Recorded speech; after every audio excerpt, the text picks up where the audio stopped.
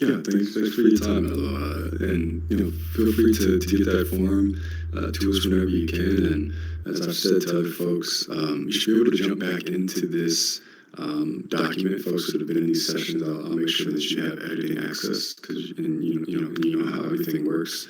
And so you guys can collaborate asynchronously on these type of things or in groups of folks that maybe you're interested in working alongside and advocates.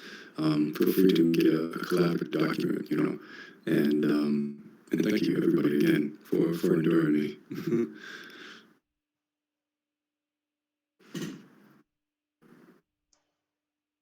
Yeah.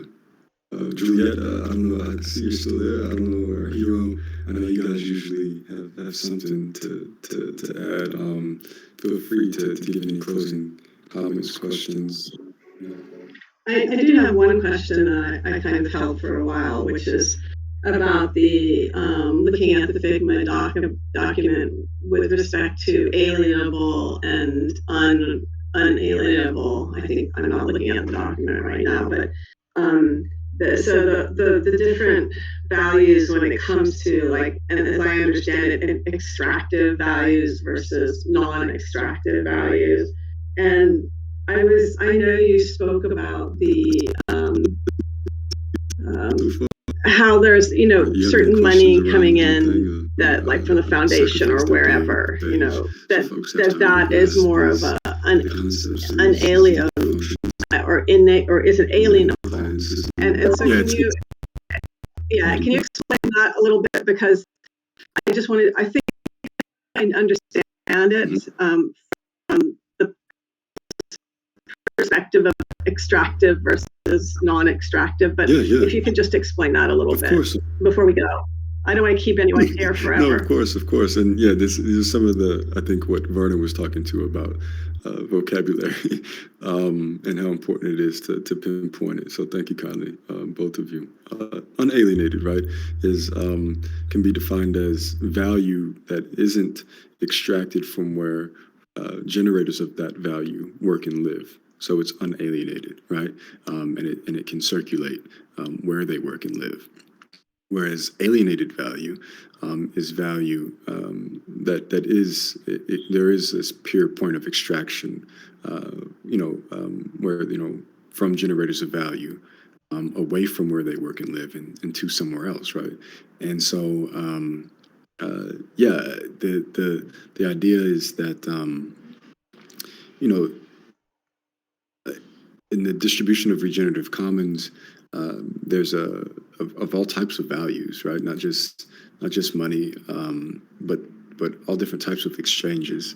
Those that maybe you're not even capable of naming or imagining before we start to produce it together, right? But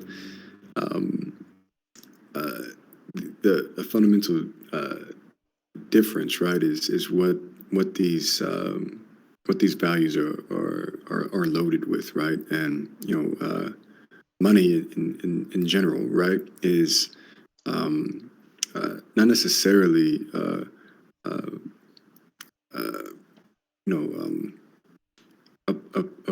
point of reciprocity, right? It's usually a big part of the system diagrams that have all single lines instead of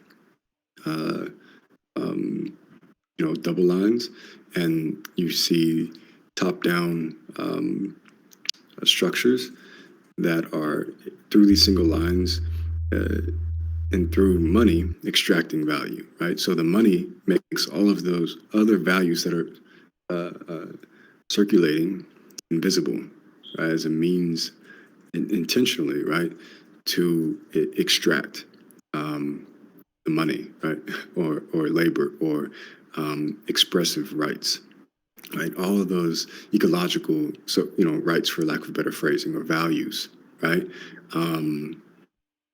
All can be made invisible, right? And justified, right? Usually through this the single line of money, or single line of extraction of voices of ecosystems or labor, people in part of labor.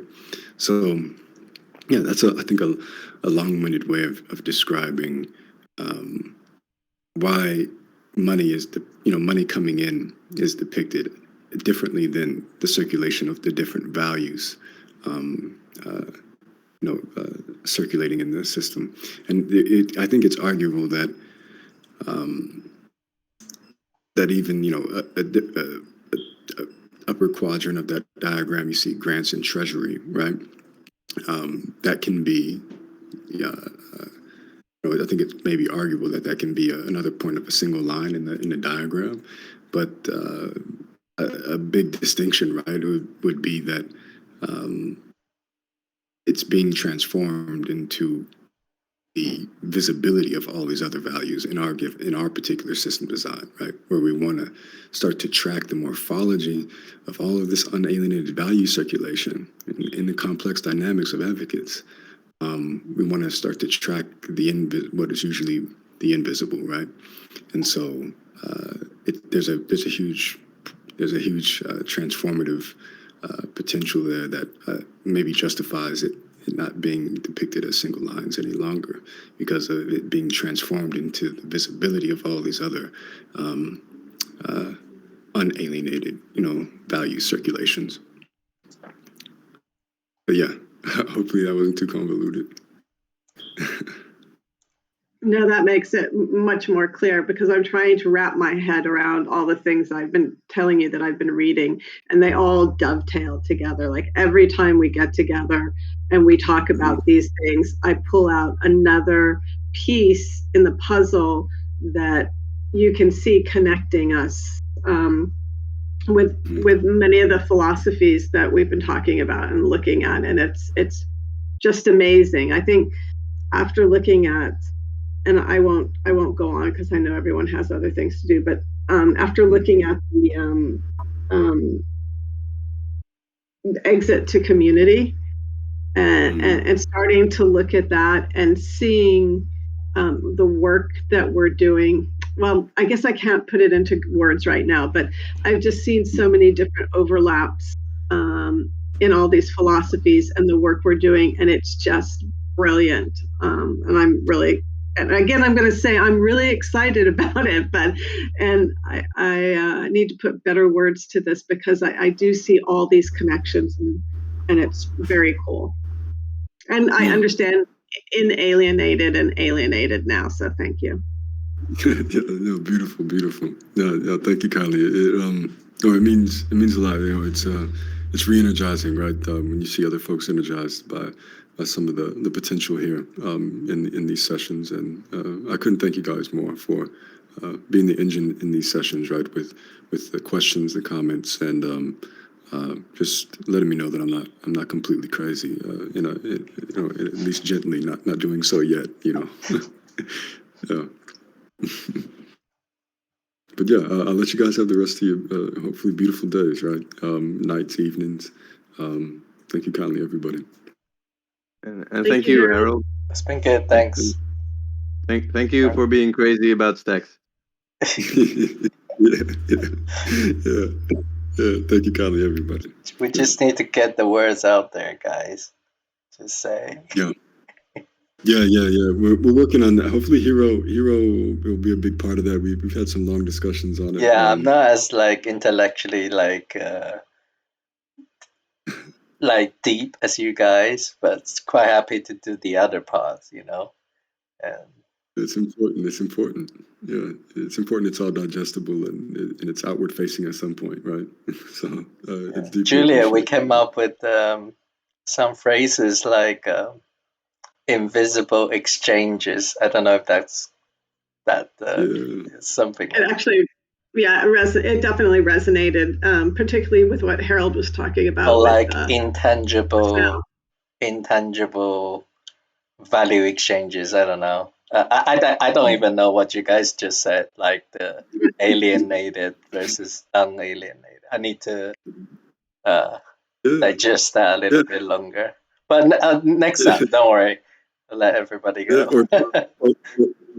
Or don't, so that you can be that bridge work. We don't want you learning too much of it, I guess.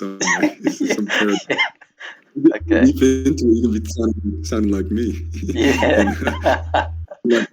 like Bernard would be like, yeah, let's use some Yeah, I need easier to understandable words. save some things I should have. I want to know, but I probably don't try to know too much, so I can have the sanity to still bridge to the average common people.